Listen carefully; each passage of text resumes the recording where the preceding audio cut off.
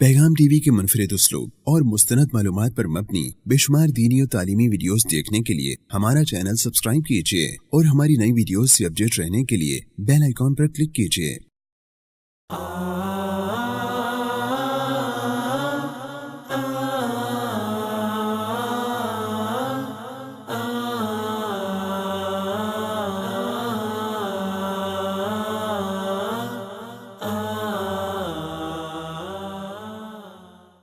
छह उमूर गैबिया में से वो छह चीज़ें ऐसी हैं कि जिन पर अगर कोई शख्स ईमान नहीं लाता तो उसका ईमान मुकम्मल नहीं है। उसमें से अल्लाह पर ईमान, अल्लाह की किताबों पर ईमान, अल्लाह के फरिश्तों पर ईमान, अल्लाह के रसूलों पर ईमान, आखिरत पर ईमान, मार के जी उठने पर ईमान। वही जो ईमान मुफस्सल आप देखते हैं कि ये ईमान की तफसील है। और आखिरी बात उसमें अच्छी और बुरी तकदीर, वल क़द्र खैरिही व शर्रिही मिनल्लाहि तआला, अच्छी और बुरी तकदीर भी अल्लाह की तरफ से है। इन छह चीज़ों पर ईमान ये कहा जाता है कि ये उमूर गैबिया में से। लेकिन मेरा ख्याल है, मैं ये अर्ज़ करूँ कि ईमान तो होता ही बिलगैब है। नज़र नहीं आई फिर भी ईमान, समझ नहीं आई फिर भी ईमान, यही ईमान है असल में।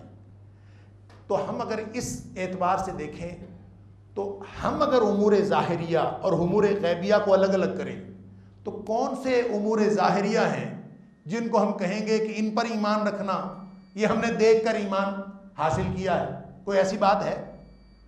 मसलन अल्लाह का कुरान हमारे सामने, हमने तो नहीं देखा जिब्रील अलैहिस्सलाम को आते हुए। मसलन रसूलुल्लाह सल्लल्लाहु अलैहि वसल्लम पर ईमान, हमने तो नबी करीम सल्लल्लाहु अलैहि वसल्लम को देखा ही नहीं। अल्लाह अकबर।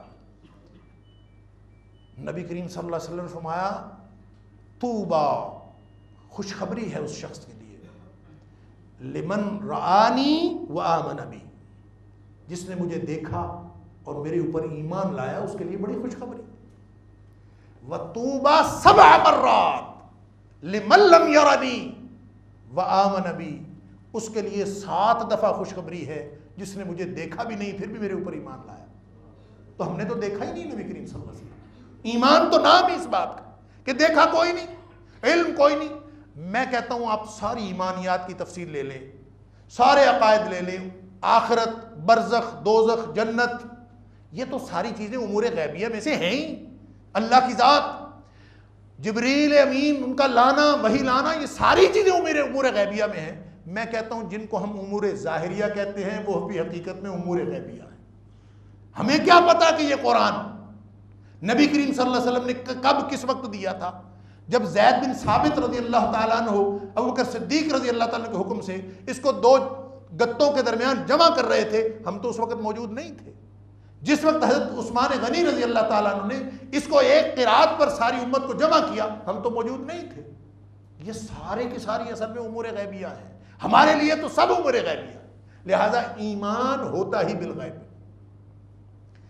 नबी करीम सल्लल्लाहु अलैहि वसल्लम की एक हदीस बुखारी शरीफ में भी है और मुस्लिम शरीफ में कि एक दफ़ा नबी पाक सल्लल्लाहु अलैहि वसल्लम कोई पुराना वाक़या बता रहे थे। आपने फरमाया, बैनमा रजुलन यसूक़ु बक़रतन वक़द हमल अलैहा, कि एक पुराने वक्तों में कोई आदमी था जो अपने बैल को या अपनी गाय को लेके जा रहा था।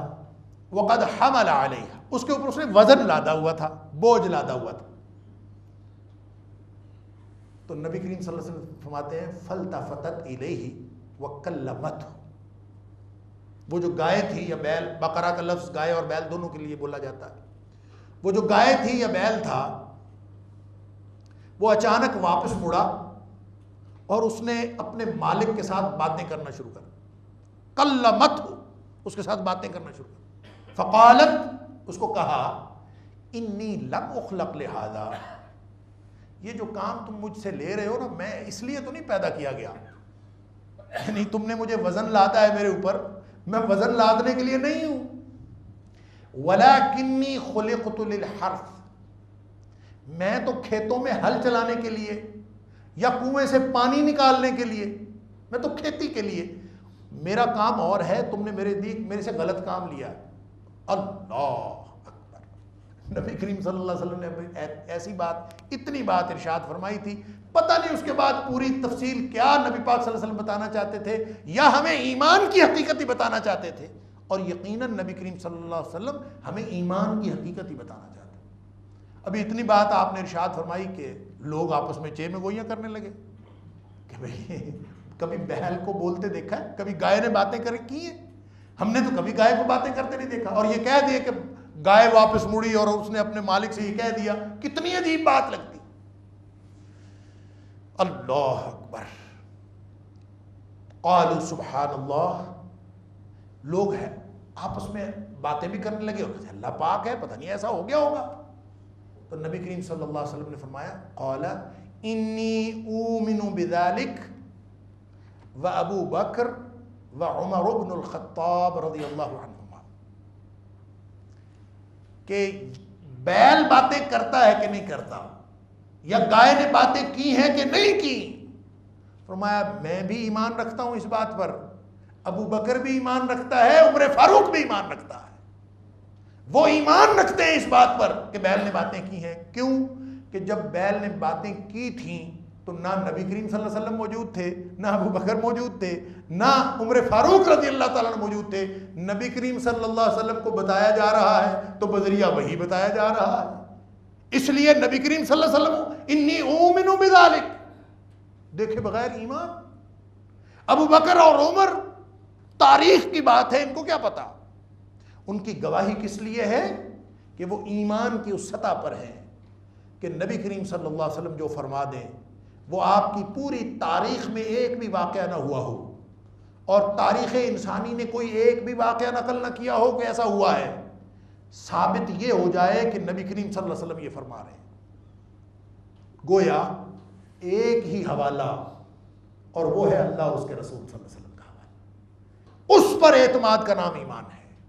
اللہ اور اس کے رسول صلی اللہ علیہ وسلم کے حوالے پر اعتماد کرنا یہ ایمان ہے، اور باقی پوری تاریخ آپ پڑھیں، تاریخ کو ایمان نہ لائیں، آپ ساری دنیا کے علوم پڑھیں، ایمان لانا اس کا تقاضا نہیں ہے۔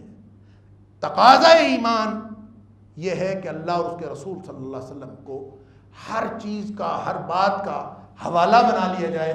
اگر کوئی شخص اس طرح سے ایمان لاتا ہے کہ وہ ہر بات میں اس کو مانتا ہے جو اللہ اور اس کے رسول صلی اللہ علیہ وسلم، دیکھیں اللہ پر ایمان، فرشتوں پر ایمان، کتابوں پر ایمان، نظر آئے یا نہ آئے اس کے ساتھ تعلق ہی نہیں ہے۔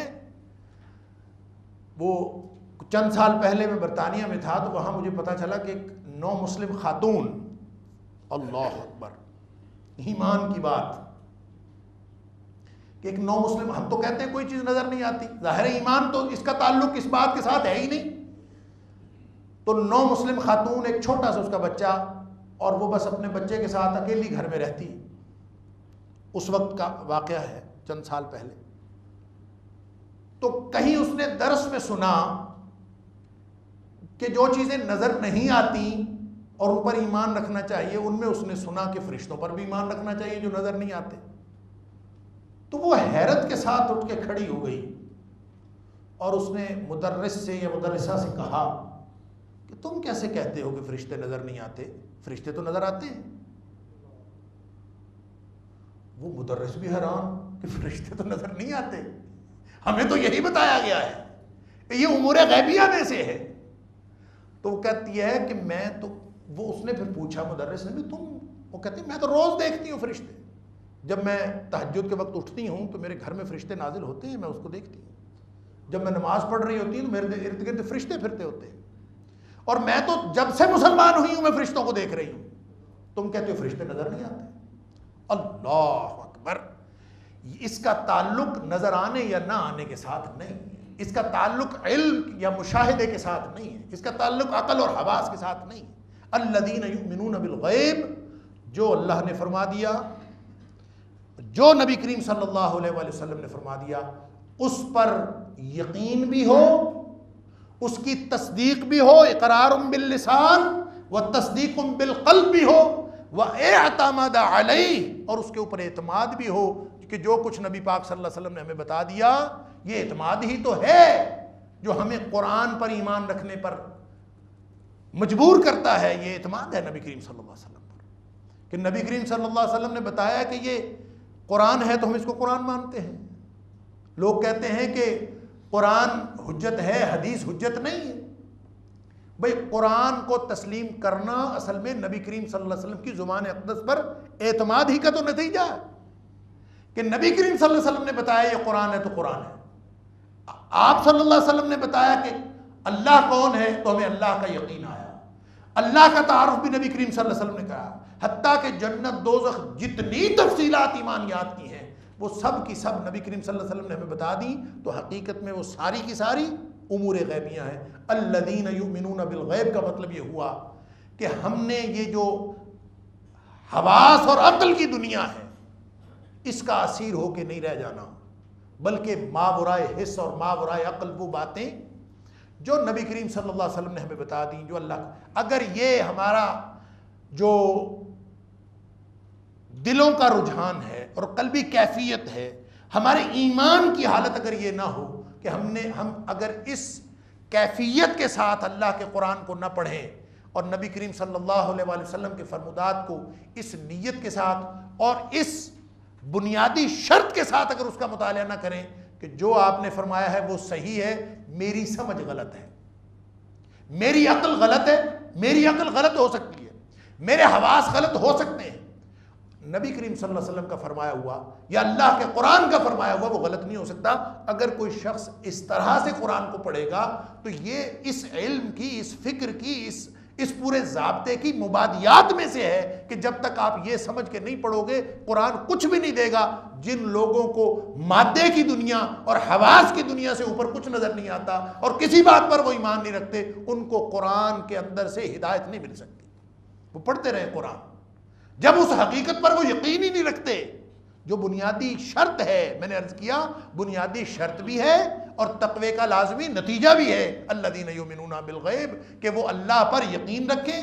بلکہ اس کی ساری تفصیلات، جنت دوزخ ہم نے نہیں دیکھا، ہم نے کوئی چیز بھی نہیں دیکھی.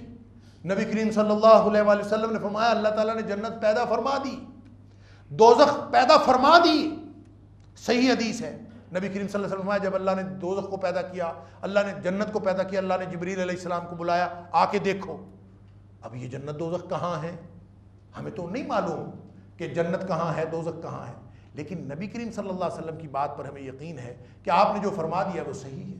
ہماری عقل کام نہیں کرتی. قرآن کہتا ہے 7 آسمان 7 زمینیں.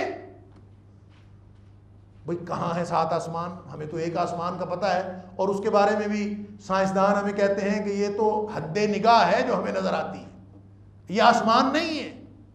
اور 7 زمینیں کون سی ہیں اللہ جانتا ہے. ہو سکتا ہے کل کلاں سائنس ترقی کرتی کرتی ایکسپلور کر لے کہ 7 زمینیں بھی ہیں، لیکن وہ ایکسپلور کر لے یا نہ کرے، حواس اور عقل کے دائرے میں آ جائے، ہمارے مشاہدے میں آ جائے تو بھی کوئی فرق نہیں پڑتا، نہ آئے تو بھی کوئی فرق نہیں پڑتا. لہٰذا یہ رجحان بھی غلط ہے کہ سائنس کے ذریعے سے دین کو ثابت کیا جائے. سائنس اگر کسی بات کی تصدیق کر دیتی ہے تو ٹھیک ہے، وہ دلیل نہیں ہے قرآن پاک کی حقانیت کی، وہ دلیل نہیں ہے اللہ کے دین کی حقانیت کی. وہ تصدیق کر دیتی ہے تو بھی ٹھیک ہے، نہیں کرتی تو بھی ٹھیک ہے، کیونکہ سائنس تو اپنے فارمولے اور سائنس تو اپنے نظریات ہر 150 سال بعد بدل دیتی ہے، اللہ کا قرآن نہیں بدلتا. لہذا الذین یؤمنون بالغیب، بس مان لیں اس کو. مان لینے کا نام ایمان ہے کہ جو کچھ نبی پاک صلی اللہ علیہ وسلم نے ہمیں دیا وہی ایمان. وَيُقِيمُونَ الصَّلَاةَ، فکر کے اعتبار سے، باطن کے اعتبار سے، عقیدے کے اعتبار سے پہلا تقاضا ایمان بالغیب ہے اور یہی بنیاد. اور عمل کے اعتبار سے سب سے پہلی چیز ہے اقیم الصلاۃ، یعنی یہ عملی ضابطہ اور عملی نتیجہ نکلتا ہے کہ اقیم الصلاۃ، وہ نماز کو قائم کرتے ہیں. اقام یقیم، اقام یقیم، اس کا مطلب ہوتا ہے کسی چیز کو کھڑا کرنا یا سیدھا کرنا.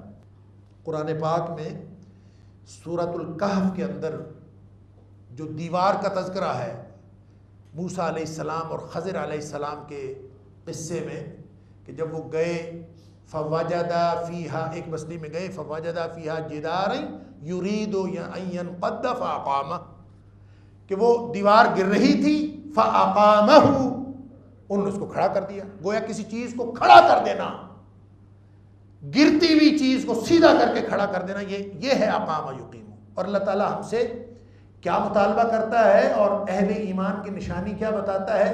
یہ نہیں فرمایا کہ یصلون الصلاۃ، نماز پڑھتے ہیں، یہ نہیں فرمایا، بلکہ فرمایا صلاۃ کو قائم کرتے ہیں. اب ایک تو قائم کرنے کو سمجھ لیجئے کہ اس کا کیا مطلب ہے اور شریعت اسلامیہ میں اس کی کیا تفصیلات ہیں، اور دوسرا صلاۃ کو سمجھ لیجئے کہ صلاۃ کیا ہے. لفظ صلاۃ کے لغت کے اندر 22 معنی ہیں، یعنی 22 طرح کی چیزیں مراد لی جا سکتی ہیں اگر آپ لفظ صلاۃ سے مراد لیں.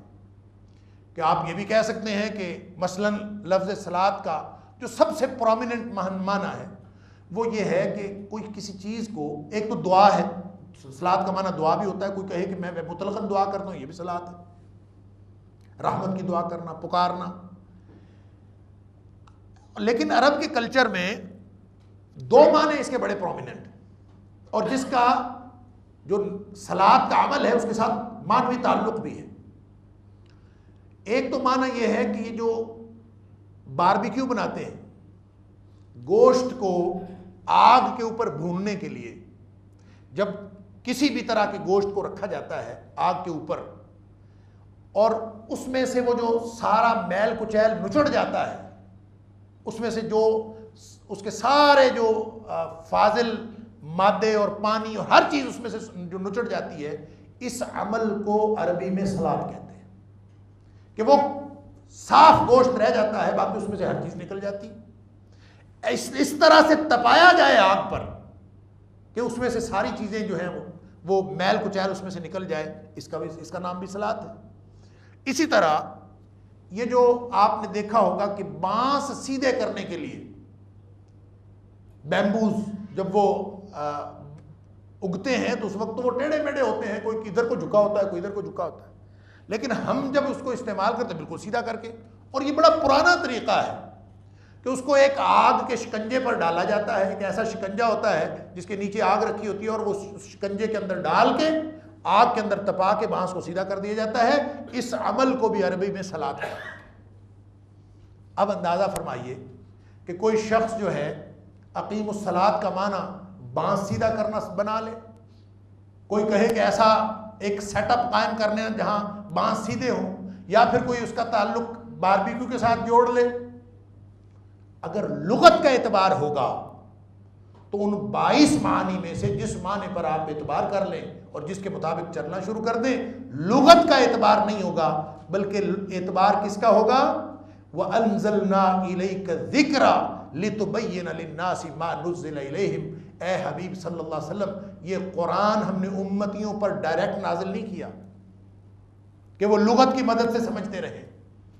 وَأَنزَلْنَا إِلَيْكَ الذِّكْرَ، ہم نے آپ کی طرف نازل کیا ہے. وَأَنزَلْنَا إِلَيْكَ الذِّكْرَ، آپ کی طرف ہم نے نازل کیا ہے. لِتُبَيِّنَ لِلنَّاسِ مَا نُزِّلَ إِلَيْهِمْ، تاکہ لوگوں کو آپ بتائیں کہ یہ کیا نازل ہوا ہے، وگرنہ نہیں پتہ چلتا کیا نازل ہوا ہے. یقیمون الصلاۃ، وہ نماز قائم کرتے ہیں کا مطلب کیا ہوگا؟ وہی ہوگا جو اللہ کے رسول صلی اللہ علیہ وسلم نے بتایا کہ اس نماز سے وہ نماز مراد ہے صلو کما رأیتمونی اصلی، جس طرح مجھے نماز پڑھتا ہوا دیکھتے ہو.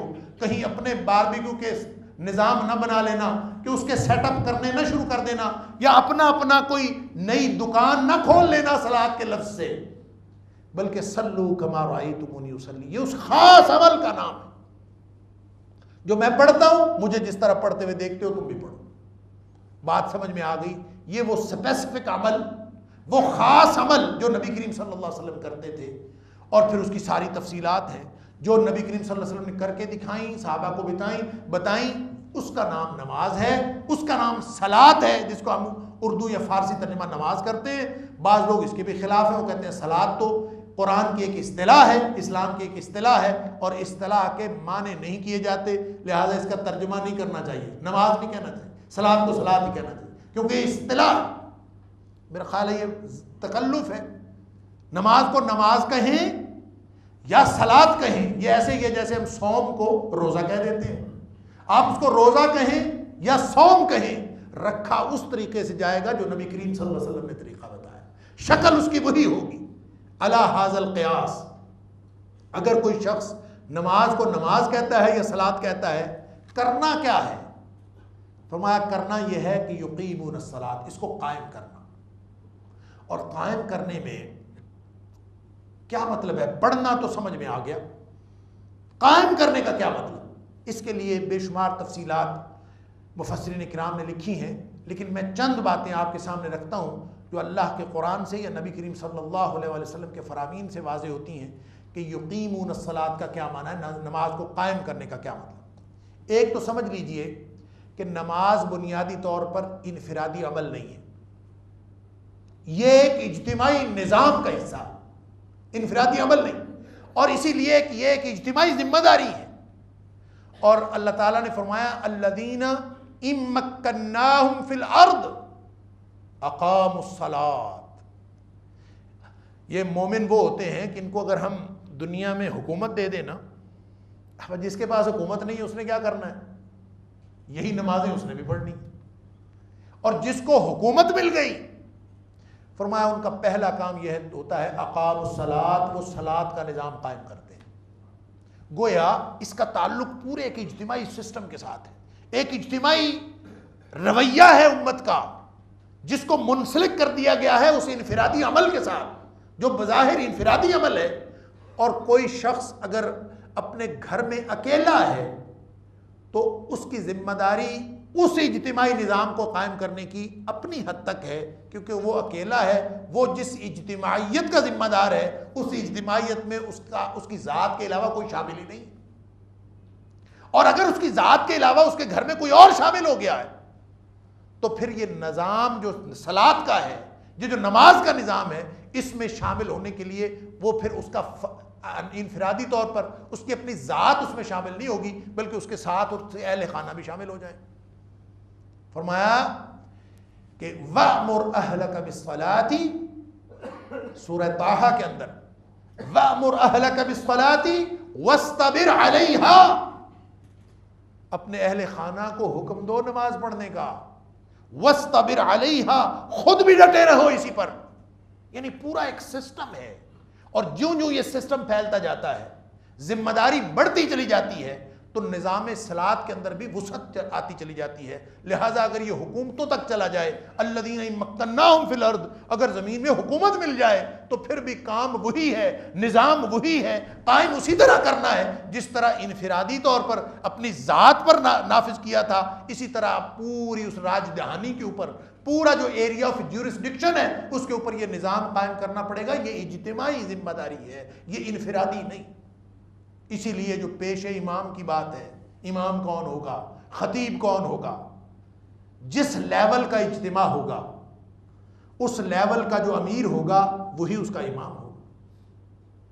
گھر کا اجتماع ہے تو جو گھر کا سربراہ ہے وہ اس کا امیر ہوگا، اور اگر محلے کا ہے تو جو محلے کے اندر سب سے زیادہ نیک آدمی، جو سب سے زیادہ دین کا قرآن کا فہم رکھنے والا آدمی، وہ امام ہوگا۔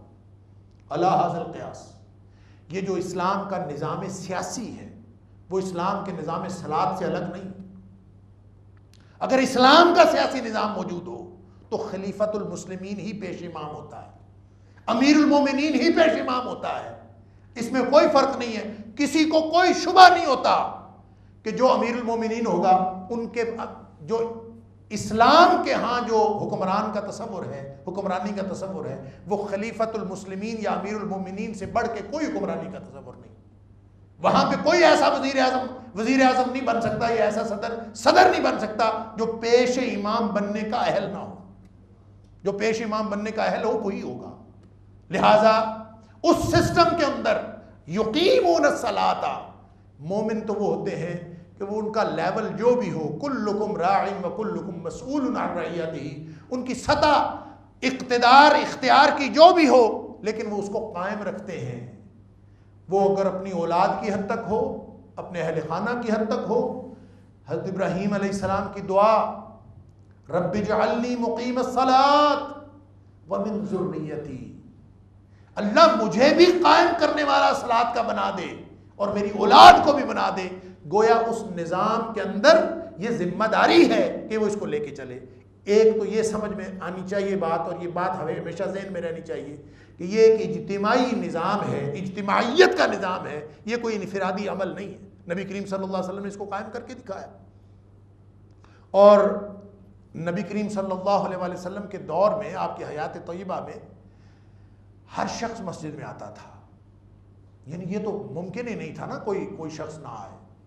تو وہ ایک آیا تھا نا نابینا شخص، معذور، نبی کریم صلی اللہ علیہ وسلم سے آ کے اس نے کہا کہ اندھیرے میں مجھے کوئی لانے والا نہیں ہوتا، تو مجھے آپ اجازت دے دیجئے کہ میں مسجد میں نہ آیا کروں۔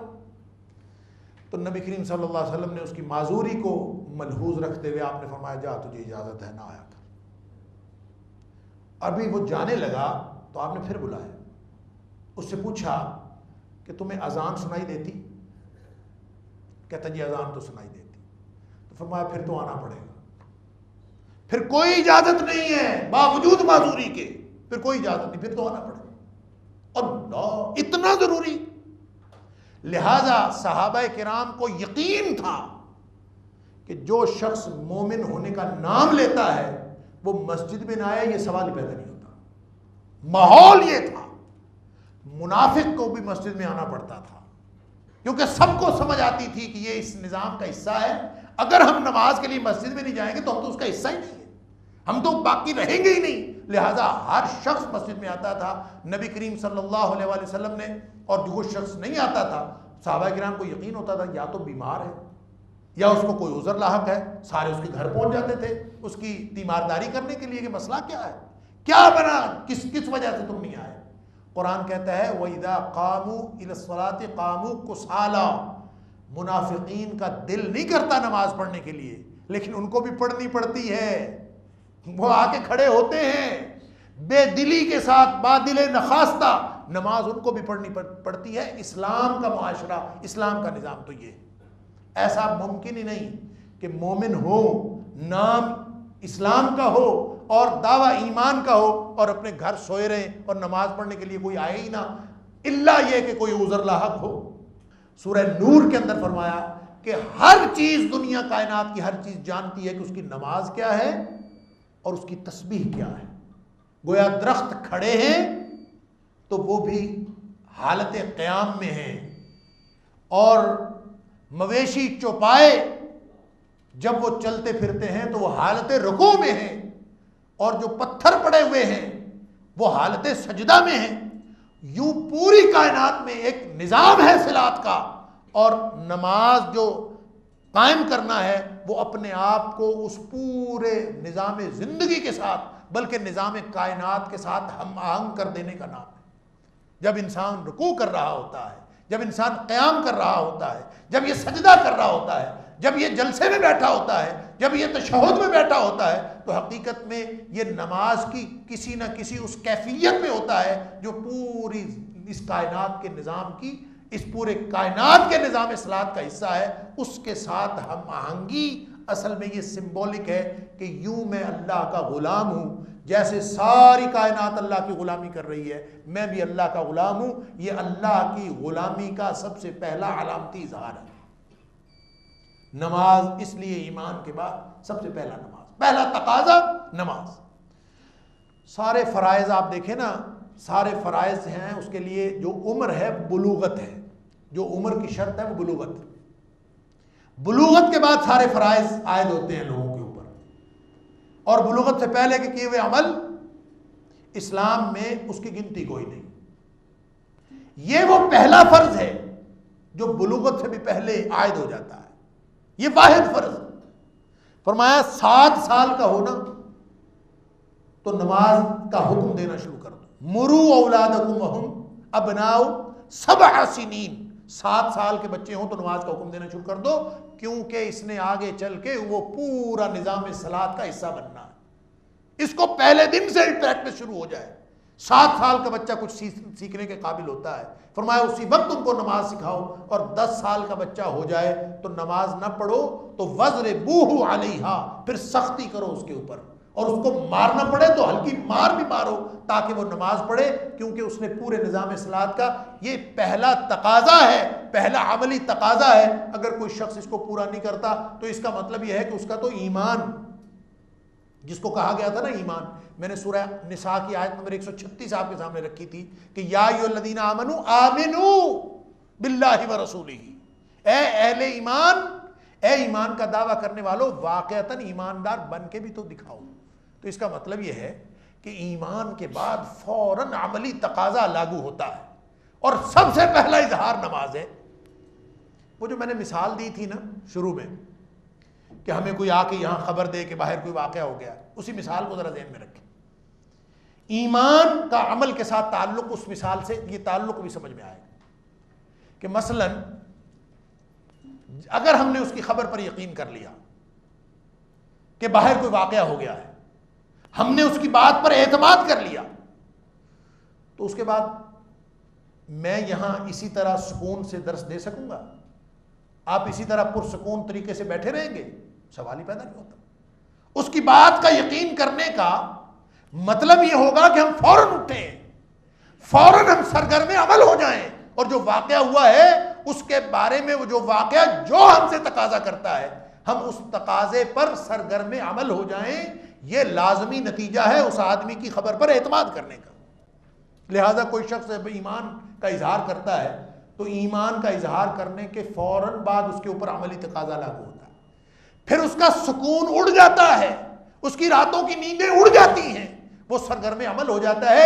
ایمان آ جائے اور عمل کوئی نہ ہو، یہ سوال ہی پیدا نہیں ہوتا. سمجھ لیجئے سورہ بقرہ میں جہاں سے سورہ بقرہ کا اختتام ہوتا ہے، آخری 2 آیات اللہ نے ایمان کی تفصیل بتائی. آمن الرسول بما انزل الیہ من ربہ والمؤمنون کل آمن باللہ وملائکتہ وکتبہ ورسلہ لا نفرق بین احد من رسلہ وقالوا سمعنا واطعنا. یہ تفصیل ہے سارے ایمان کی کہ اللہ پر ایمان، رسولوں پر ایمان، کتابوں پر ایمان، سارے رسولوں پر ایمان، اور ہم کسی رسولوں کے درمیان کوئی فرق بھی نہیں کرتے. یہ پورے ایمان کی تفصیل بتانے کے بعد فرمایا ایمان جب آ جاتا ہے نا، قالوا سمعنا واطعنا، ایمان کا فوراً تقاضا لاگو ہوتا ہے کہ اگر خبر سن لی، سمعنا واطعنا، پھر سننے اور عمل کرنے کے درمیان تردد کا وقفہ نہیں ہوتا. پھر آدمی سوچ میں نہیں پڑ جاتا، پھر ifs and buts نہیں آگے آتے. پھر آدمی یہ سوچتا نہیں ہے کہ پتہ نہیں اس کا کیا مطلب ہے، پتہ نہیں کیا ہے، پتہ نہیں مجھے کہا ہے کسی اور کو کہا ہے، بلکہ فوراً سرگرم عمل ہو جانا یہ ایمان کا تقاضا ہے. لہذا وہ جو فوری طور پر عملی تقاضا لاگو ہوتا ہے، اس کا سب سے پہلا اور ادنا اظہار جو ہے وہ نماز ہے. آپ یوں کہہ لیجئے کہ بیس لائن اسلام کی عملیت کی اور عملی ضابطے کی جو بیس لائن ہے وہ نماز ہے. اگر کوئی شخص نماز ہی نہیں پڑھتا تو اس کا کیا مطلب ہے؟ اس کا مطلب یہ ہے کہ وہ جو اللہ کا پورا دیا ہوا نظام ہے، جس کو ہم اللہ کا نظام عبدیت کہیں یا نظام عبادات کہیں، اصل میں یہ نظام عبادات ہے جو نظام عبدیت کا حصہ ہے. عبد کا تعلق الہ کے ساتھ ہے، عبد کی عبدیت میں عبادت شامل ہے. عبدیت کل ہے کہ انسان اللہ کی غلامی میں آ جائے، اس میں نظام عبادت اس کا عملی اظہار ہے. نظام عبادت میں پہلا اظہار جو ہے وہ نماز ہے. گویا جس شخص کی نماز موجود ہے وہ اللہ کے غلاموں کی فہرست میں اس کا نام شامل ہے. یہ وہ آخری بات ہے کہ اللہ کے غلاموں کی فہرست میں نام شامل ہے. اگر وہ نام شامل نہیں ہے، وہ وہیں یعنی 5 وقت وہ آتا ہے، میں یہ سمجھتا ہوں اور میں یہ کہا کرتا ہوں کہ یہ یوں سمجھ لیجئے کہ اللہ کے غلاموں کا رجسٹر حاضری ہے کہ کس کس کی حاضری آج لگی ہے اور کس کس کی حاضری نہیں لگی. جس کی حاضری لگی ہے وہ اس کا نام اللہ کے غلاموں کی فہرست میں شامل. غلطیاں ہو جاتی ہیں، کوتاہیاں ہو جاتی ہیں، لیکن اس کا نام سٹرک آف نہیں ہوتا. وہ موجود ہے اگر وہ نماز پڑھتا ہے. لیکن جو اگر نماز بھی چھوڑ گیا تو فرمایا بین العبد والکفر ترک الصلاۃ، کہ عبد کی عبدیت، یہ نہیں فرمایا بین الکفر والاسلام ترک الصلاۃ، فرمایا بین العبد والکفر ترک الصلاۃ. جب تک یہ نماز پڑھتا تھا تو غلاموں کی فہرست میں شامل تھا. جس دن نماز ختم ہو گئی تو یہ تو عبدیت سے نکلا اور کفر میں چلا گیا. اب یہ اس فہرست میں ہی شامل نہیں ہے جو اللہ کے غلاموں کی فہرست ہے، جو نبی کریم صلی اللہ علیہ وسلم کی امتیوں کی فہرست ہے، اس میں شامل ہی نہیں. وہ حدیث آپ نے سنی ہے نا کہ قیامت کے دن نبی کریم صلی اللہ علیہ وسلم فرماتے میں حوض کوثر پہ پانی پلا رہا ہوں گا تو لوگ میرے پاس آ رہے ہوں گے اور گروہ در گروہ تو میں ان کو پانی پلاؤں گا، اور نبی کریم صلی اللہ علیہ وسلم نے یہ بھی فرمایا کہ میں تمہارا انتظار کروں گا وہاں، تفصیلات ہیں اس کی۔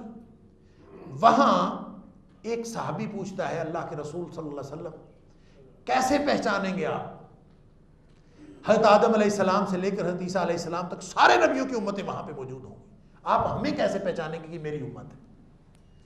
تو فرمایا کہ میں ان کو اس طرح سے پہچانوں گا کہ میری امت جو ہے غرم محجلین من آثار الوضوء، میری امت جو ہوگی وہ قیامت کے دن اس کے اعضائے وضو روشن ہوں گے، 5 اعضاء جو وضو کے وقت دھلتے ہیں یہ قیامت کے دن روشن ہوں گے۔ فرمایا اس سے میں پہچانوں گا کہ یہ میری امت ہے، غرم محجلین من آثار الوضوء۔ اس سے پتہ کیا سمجھ آئی کہ جو لوگ نماز نہیں پڑھتے وہ تو قیامت کے دن نہیں پہچانے جائیں گے، ان کے اندر وہ نشانی نہیں ہوگی کہ نبی کریم صلی اللہ علیہ وسلم کی امت ہے، وہ تو ویسے ہی خارج ہو گئے۔ اللہ، جس نشانی سے نبی کریم صلی اللہ علیہ وسلم نے پہچاننا ہے وہ نشانی ہی ان لوگوں میں نہیں ہے جو نماز چھوڑ دیتے ہیں۔ اس لیے فرمایا بین العبد والکفر ترک الصلاۃ، یہ تو رجسٹر حاضری بھی گیا، نام اسٹرک آف ہو گیا جس نے یہ چھوڑ دی۔ یہ اس لیے سب سے پہلا تقاضا، لیکن یہ ابتدا بھی ہے یہ انتہا بھی ہے، ابتدا بھی نماز ہے انتہا بھی نماز ہے۔ جیسے میں نے کہا تقوی بنیادی شرط بھی ہے، تقوی منزل مقصود بھی ہے، نماز بھی ابتدا بھی ہے انتہا بھی ہے۔ فرق پتہ کیا ہے؟ فرق یہ ہے کہ جب ابتدا ہوتی ہے تو پڑھنی مشکل ہے، اور جب انسان اگلی منزل پہ پہنچ جاتا ہے تو پھر چھوڑنی مشکل ہے۔ جتنی تکلیف ابتدا میں پڑھنے سے ہوتی ہے اس سے 1000 گنا زیادہ تکلیف اگلی منزل پہ جا کے چھوڑنے سے ہوتی ہے۔ جس کو اس کی لذت اور اس لطف و سرور کا احساس ہو جاتا ہے وہ جب چھوڑے گا تو اس کو تکلیف زیادہ ہوگی۔ شروع میں پڑھنے میں تکلیف ہے اور اس منزل پر پہنچ کر چھوڑنے میں تکلیف ہے ابتدا بھی نماز ہے انتہا بھی نماز۔ نبی کریم صلی اللہ علیہ وسلم فرمایا کرتے تھے قرۃ عینی فی الصلاۃ، میری آنکھوں کی ٹھنڈک نماز میں ہے۔ اور وہ جو فرمایا الصلاۃ معراج المومن، کہ مومن کی معراج نماز ہے۔ اب یہ اللہ کے رسول صلی اللہ علیہ وسلم کی طرح یہ آسمانوں کا سیر کرنے کے لیے تو نہیں جا سکتا، وہ تو نبی کریم صلی اللہ علیہ وسلم کا خاصہ ہے، لیکن اس کا اگر کوئی اللہ کے ساتھ قرب کی انتہا ہو سکتی ہے تو وہ نماز میں ہو سکتی ہے کہ نبی کریم صلی اللہ علیہ وسلم نے فرمایا جب انسان سجدے میں ہوتا ہے نا تو اللہ کے قریب ترین حالت میں ہوتا ہے، اللہ اکبر، اور فرمایا اس وقت دعا کرنی چاہیے کیونکہ اللہ کے قریب ترین حالت میں ہوتا ہے۔ اقرب ما یکون العبد الی ربہ وہو ساجد، جب وہ سجدے کی حالت میں ہوتا ہے تو وہ اللہ کے بالکل قریب ترین حالت میں ہوتا ہے۔ فرمایا پھر اس وقت جو ہے فاسألوہ، اس وقت مانگ لیا کرو جو کچھ مانگنا ہوتا ہے سجدے میں جا کے۔ تو گویا نماز ابتدا بھی ہے نماز انتہا بھی ہے، اس لیے اس کی سب سے پہلی نشانی یہ بتائی ہے کہ یقیمون الصلاۃ، وہ نماز قائم کرتے ہیں۔ اور میں یہ عرض کر رہا تھا کہ خشوع اور خضوع ایک ظاہری عمل ہے، ایک اس کا باطنی کیفیت ہے۔ اگر ظاہری عمل موجود ہے باطنی کیفیت موجود نہیں ہے تو وہ نماز ہے ہی نہیں۔ فرمایا قد افلح المؤمنون الذین هم فی صلاتہم خاشعون، نماز میں ان کے اوپر لرزہ طاری ہو جاتا ہے کہ میں اللہ کے سامنے کھڑا ہوں، اللہ کے ساتھ میں باتیں کر رہا ہوں۔ دنیا کا چھوٹا موٹا حکمران جن کی اللہ کے نزدیک کوئی حیثیت نہیں، ان کے سامنے ہم کھڑے ہوتے ہیں تو زبانیں تھر تھرانے سے لگتی ہیں۔ اللہ، ایک دفعہ ہمارے پروفیسرز کی میٹنگ تھی کسی فیڈرل منسٹر کے ساتھ، تو ہمارا جو اسپوکس مین تھا وہ بات کرنے لگا تو اس کی زبان جو ہے وہ تھوڑی دیر بعد وہ پھسل جائے، تو وہ منسٹر کہتا ہے آپ پروفیسر ہیں اور بات کیسے کر رہے ہیں؟ ہم ظاہر ہے وہ منسٹر تھا وہ کہہ سکتا تھا۔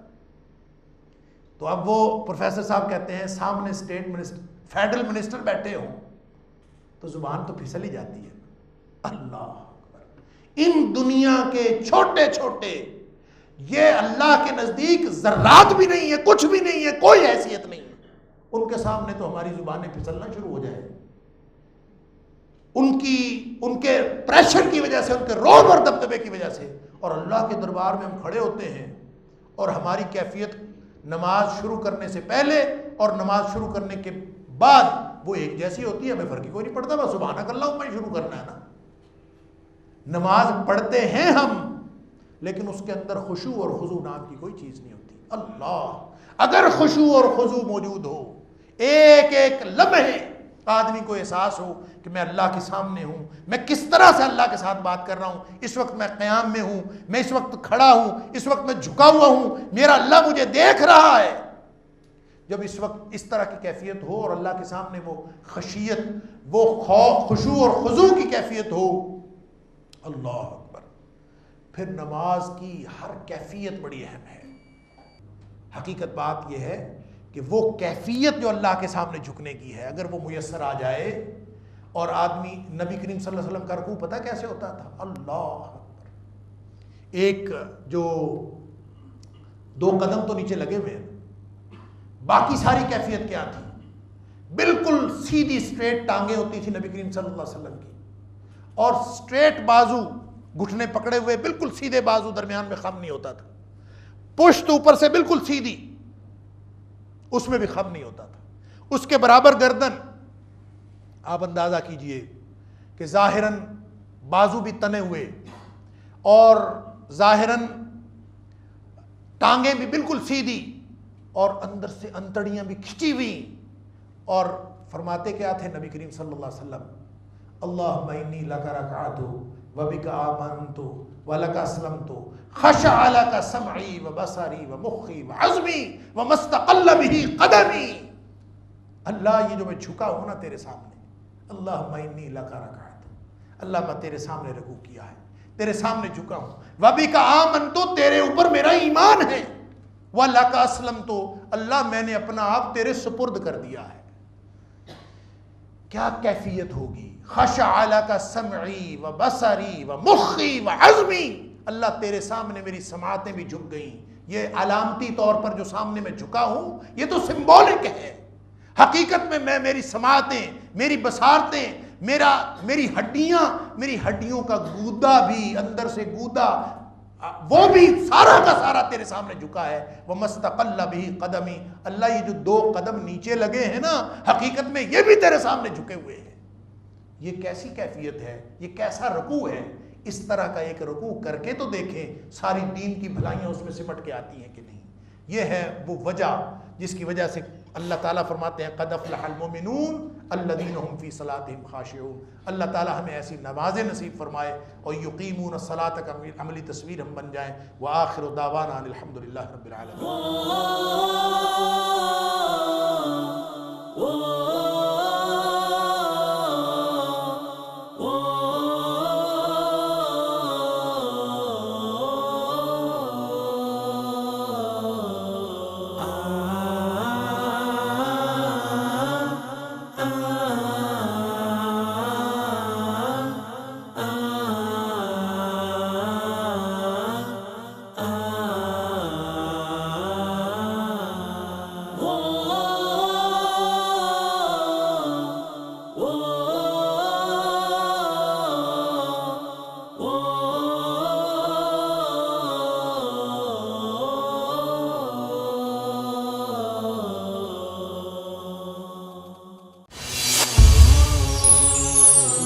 پیغام ٹی وی